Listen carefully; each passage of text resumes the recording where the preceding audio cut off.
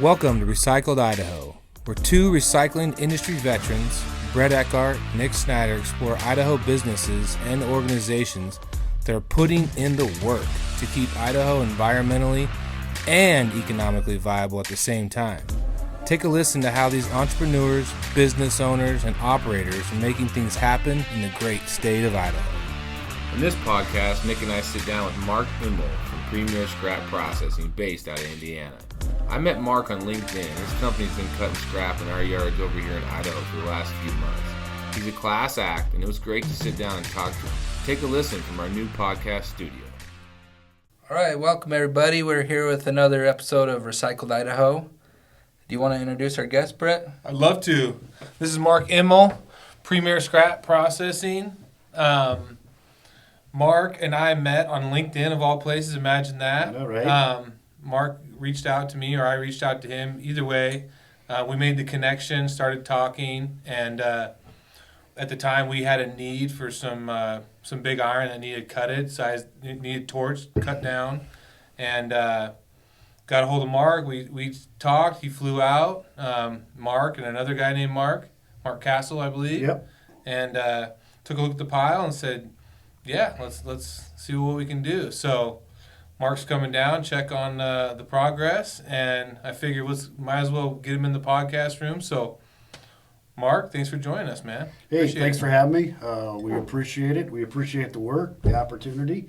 You know, we never turn down at least a chance to look at something. Mm-hmm. And it's just funny. That's how we hooked up on LinkedIn, you know? Yeah. I never really used it. I just saw you. I was like, man, I'm going to reach out to this guy and see what happens. And sure enough, here we are. There's a ton 5 months later or something like that. A ton of value that you can get out of LinkedIn. I mean, I use it a lot because I've had success with it. And success doesn't, finding business opportunity, you know, and that, whether that's people to help process material, people to find consumables from, other people to consume our products that we're producing, whatever. It's been a good platform for us, and so it's pretty awesome to have you on the podcast. Well, again, thanks. And, it's something we're starting to look at is how to use LinkedIn a little more for us because, Facebook really doesn't fit us as much. And same with like the Google, people aren't out there Google searching torch cutters usually. Well, yeah. So. Before this, I went and found you. Your company's on there. So you got that. And like Brett said, it's just a valuable tool. So many good people and so many good businesses out there.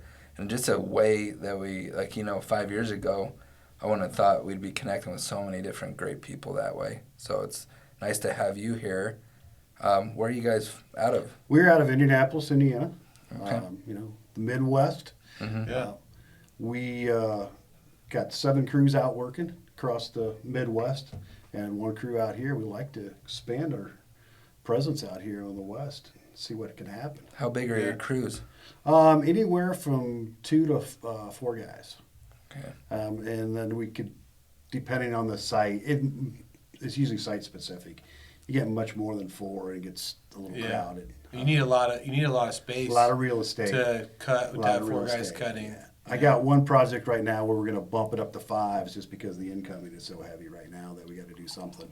And they got the space, but it's gonna be tight. Yeah, how big of an oxygen tank is on a site with 5 guys cutting like that full time? We've got the biggest tank we got is 1,500 gallon. Okay, it's a good size. It's a good size tank. Well, is it an upright tank or upright? Okay, upright. Those seem to be the best. More people I've talked to, they seem to prefer those upright tanks for whatever reason. I don't know why they take up less real estate, and it seems like as they get lower, as the volume goes down in the tank, it's less. That makes sense. Less space in the bottom, so you maintain your pressure better. Yeah, that makes sense. So Brett knows a lot more about your company than I do, but what do you guys do? We do on-site scrap metal processing. Okay. We do torching. We can do some saw cutting if we had to. We also have the capabilities we could do shearing, and that's one of the things we like to grow into is to be able to provide more of those type services. Yeah. Even some scrap management. Hey, let us come in. We'll take over this area of your yard, and we'll manage the processing part for you. Cool. It's always good. I mean, you guys have done us a solid job, and that's why, I mean, I was willing and wanted to get you on the podcast. I mean, your crew that you've sent out, the guys you've sent out have been great. I have no complaints about that whatsoever. So I'm always looking to, kind of boost people's business that are doing a good job. And, I just, that was the biggest thing I wanted to say. We appreciate your guys' crew and kind of their knowledge on just cutting and doing their job. I'm pretty fortunate. All the guys that I have a lot of experience. I have somebody as young as 30 years old that's got 10, 15 years experience in this industry. And I got a guy that cuts for me at 74 years old, so he's got 40-some years cutting. Yeah. So we've got a vast majority of knowledge. Some of the things we pride ourselves in is our safety, work, our quality of our work, Yep. doing what we say we're going to do. We're big, like I said, big into the safety. All our guys go through pre-employment physicals, hearing test, blood test, drug test, respirator fit. Do the same thing annually. We do random drug screens. We don't tolerate any of that. We're a second chance employer as well. So that's one of the real big pushes of not, wanting any drug use is don't want to tempt those guys. They're trying to get their lives back together. That's one thing that we see like in our industry a lot because we are pretty labor intense. I mean, you're running equipment, you're handling scrap, and whether it's 0 outside or 100, like it's a pretty labor intense job, and that doesn't fit everybody's criteria of what they want to do for a living. No. But there's a certain sect of people that they're looking just for a chance. I mean, we here at the Boise facility, the way we really built this facility out is, we're about 10 miles from the Boise Penitentiary.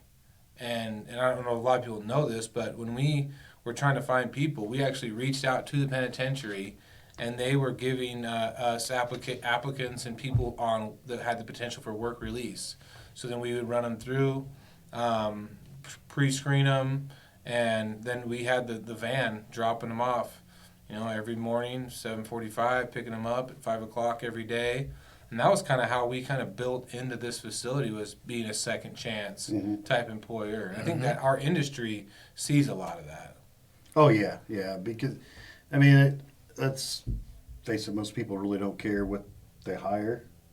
So that draws a lot of that to us. And a lot of people, there's a lot of places that just won't give somebody a second chance. Yeah. Yeah. And I understand that, but everybody deserves a second chance. I agree with that. And the proof's in the pudding. Like, Yeah. I mean, I'll give you a chance. I've always said, like, I have no problem giving you a chance. Yeah. But you got to hold up your end of the bargain. Yeah, I've had good luck and had bad luck, and that's with any employee, though. Yeah. Any Yeah, way you there's hire just them. no It doesn't matter. Second Comes chance, from first them. chance, Yep. doesn't matter, yeah. So, where are all your employees? Are they all throughout the nation, or are they all from Indiana? I have employees from Virginia, from Alabama, Oklahoma. Yeah, that's pretty much it. Okay. So I know that you Maybe don't just just Indiana employees as well. I know you don't just get into the torch cutting business just because you're looking for a hobby. Like, that's something you have to have some familiarity. Yeah, watch some YouTube videos and say, Yeah. I can do that. Right? I know that you have to have some background in the scrap business, right? So why don't you give us just a little bit of your history in the scrap recycling business and kind of how you found your niche there at Premier? Like you, Brett, I grew up in the industry as a kid from, way tall, little to now, it's still it's the same. It's in your blood. It's in your blood. Probably somewhere in my early 20s, I ventured away from my father and grandfather's business and went to work for another company, wanted to try something different, same industry, trying to help them get their ISO program going. And via that, I ended up in Indianapolis, had a business partner there. Things soured, but I decided to finish school. And I was working for somebody else, but just kept getting drawn back, and drawn back. And how we got the torching going, I was visiting a buddy of mine who has this little scrap yard there in Indianapolis, watching his guys cut. And I said, dude, they're awful. Yeah. Let me put you a quote together. And a couple weeks later, we were there. That was a year and a half ago. Wow. So a year and a half ago, we started with 2 guys just on a whim and in my desire to get going. And here we are now, with 15 guys or so and 7 locations, and we're just growing. It's funny how you say you tried to get out and it just kept pulling you back in. I know, right? 'Cause, like, I've been in the scrap industry for 10 years, and I couldn't imagine myself doing anything else. And I hear that from so many other scrap guys. Like, once it gets in your blood, it's hard to break loose. I mean, Brett's going to start another podcast highlighting just scrap guys, and that's going to be exciting too. Well, just how the scrap industry can change your life, like for the positive, and maybe you never thought you'd end up in the scrap business, but you just somehow happenstance your way into it, and now that's how I got. You love it, or you're like me or you, and you don't know any into different. it. Like I don't know any. Like this is what I know. This is what I love. This is kind of where I don't. I mean, I don't know. I don't.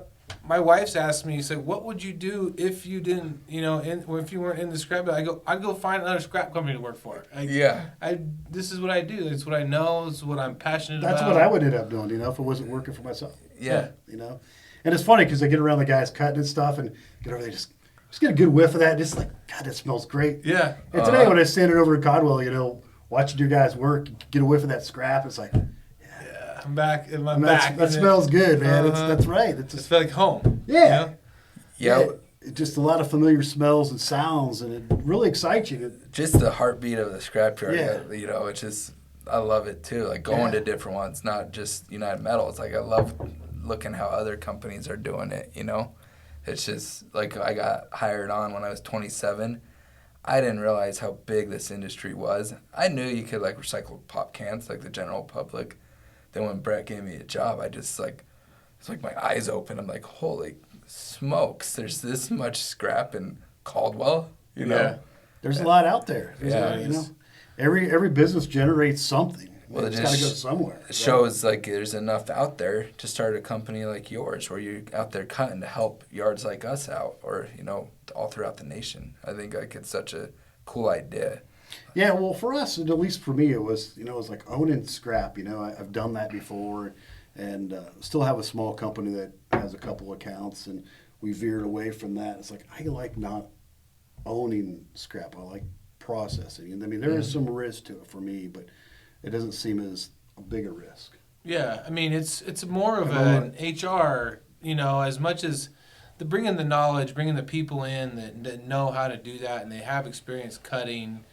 That's one thing, but I mean, when you're managing people, like in your situation where you're burning big iron, you have heavy equipment, there's a certain level of risk that comes along with just that portion of the job. Yeah. And so I think everybody has their own comfort level as far as what they're more comfortable. Some people are more comfortable on the financial side of the risk equation, like willing to buy the tons, sit on the tons, and try and market them, versus say like an individual like yourself might be more comfortable with the HR risk, the safety risk of the industry, and so it's kind of fitting how everybody just kind of falls into their niche. Yeah, and then doing this pressing, it kind of gets us in these yards. We get to see some different things, but yet we're getting a taste of it. Yet we're kind of just on the outside, just enough to. But you also, I mean, the good thing about like you and your guys. I mean, I was the two guys that have been in and cutting in our Caldwell yard. You can just tell by how they process that material. I mean, I've been around scrap yards my whole life. I've cut a fair amount of iron myself with a torch, and that's, to be honest, like probably one of my favorite jobs in a scrap yard. Just because you can really physically see how much you got done that day. Yeah. But you can tell those guys know how to cut iron. Like, you didn't hire them last week off the street and just said, hey, here's a torch, here's how you light it, go ahead and get to work. I mean, they've cut some iron. Yeah. It's a skill set. It is. I mean, I've tried to bring new people in that have never cut before, and they can't get it. Or you get to bring people in, oh yeah, I've cut in the shop. Well, they were in a little 2-foot shop torch. They can't get it. Yeah. You don't have anyone that you've brought up and trained? They've all had the experience? They've all had the experience. I got one guy that's new, but one of his friends who works for me trained him. Okay. He's just a fabulous cutter. but he just caught on. Yeah. Some people can pick Well, it's like a machinist. Some guys figure that out and they find that niche and they become a great machinist without any experience. Same, athlete, whatever. You just have skills like that. Yeah. So, and in our experience, like I said, if you don't bring somebody in that's done it, we've tried, it just doesn't work. So, what's the future hold for Premier Scrap Processing? What do you envision? I mean, we want to continue to grow our presence, like I said, to the west and to the east. We want to continue to spread out. We would like to get hooked up with some demolition companies. We're not doing their demo work, but maybe doing some on-site stuff for them. Mm-hmm. And then we'd like to really expand into the yard management processing. And it's not so much running a facility, but the yard. Mm-hmm. We're doing the organization. We're managing the crane operators and the processing and production. Gotcha. We'd like to be able to do that or offer that as a service anyways. Mm-hmm. Just as one more kind of tool in the tool belt. Yeah. I mean, we have Mark Castle, our operations manager. He's 32, 33 years old. He's got a wealth of knowledge when it comes to operations. And a super good guy. I really super like good Mark. guy. Yeah. He can see the next 5 steps when he's managing a facility or managing an operation. He just knows how to set it up. So it'd be ideal for him to do that. And that's where we like to kind of take things. Nice. Do you guys see any new trends? You guys being nationwide, do you see any new trends in yards or new needs or even new types of equipment to help get certain jobs done out there? Or is it all still kind of it's the same as it's always been? It's just pretty much the same as always been. Okay. It just gets technologically better. Yeah. And I was a kid, we were running a friction cable crane with no Yeah. window sitting on a metal seat, Now you So- sit in an excavator just with 2 little joysticks, air conditioned heat, cameras all around, and Gotcha. Yeah. radios and all that Oh, fancy yeah. stuff, Oh, yeah. That's it. That's where it's I think that's The where it's equipment changed. is Equipment better. has changed. Okay. And it's definitely gotten more, so much more expensive. But Yeah. again, that's, But you can get so much more volume out. it's so Yeah. much more productive. Yeah. We even have tried different torches. We can go on a cheaper end torch, but it just doesn't have the output or seem to meet the needs that we want. We've tried different things, and we know what we want and how we want them built and everything, and we're able to get that done. Yeah. Well, and when you and I talked before, when we set up the yard in Caldwell was, what size oxygen tank you need, how much propane you're going to need, and just all that. There's so many pieces to that puzzle, that makes sense. But I mean, the biggest thing that I wanted, just to get out of this was just, you guys run a legit shop. You guys are good at what you do, and I'm always trying to help promote people that are good at what they do, man. In this industry, I don't think we do a good enough job of supporting each other. When you run into somebody, I think I'm above. The secret is out, right? I mean, this is how we process our material. This is who we use. This is who we sell scrap to. Because I want to help promote the legit people, man, that are doing everybody, a good job. And I think that's one of the biggest reasons why I want to sit down with you is just say, hey, if you guys run into something, I know from experience that you guys have done us a good job. So, give them a call. Well, I appreciate it. We really do appreciate the opportunity to sit down with you guys. Mm-hmm. Unfortunately, we know the stigma our industry has still. Yeah, and that's why it's important to do these. Yeah, Say, hey, not everybody out there is trying to fuck you. There's some really sophisticated legit operations. businesses out there that are trying to do it the right way. And when your guys showed up and they did it the right way, and they did what they said they were going to do.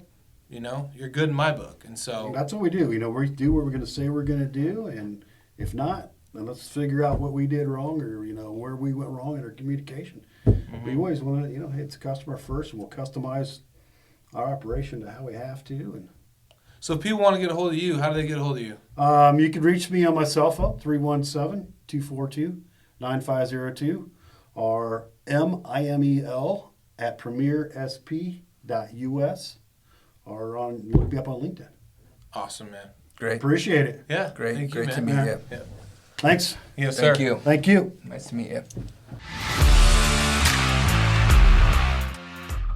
Thank you for listening to another episode of Recycled Idaho. And as we continue the journey across this great state, we look forward to bringing you more stories of people and organizations putting in the work to do the right thing.